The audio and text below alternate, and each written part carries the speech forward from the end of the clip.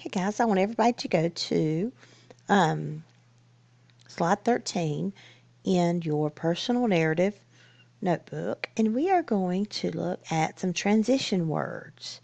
And guys, we use transition words to keep our writing organized. To keep that writing organized, okay?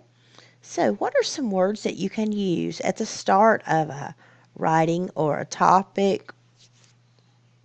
One word might be used first.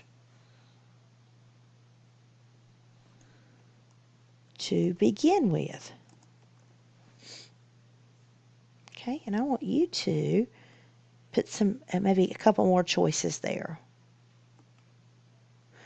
Next one for continue could be next.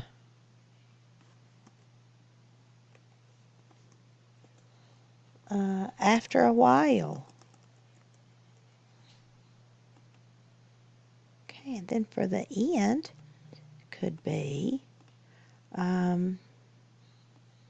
finally. In the end.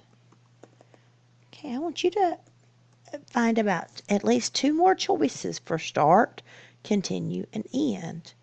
And then I want you to go back to your draft and see where you might could add these transition words.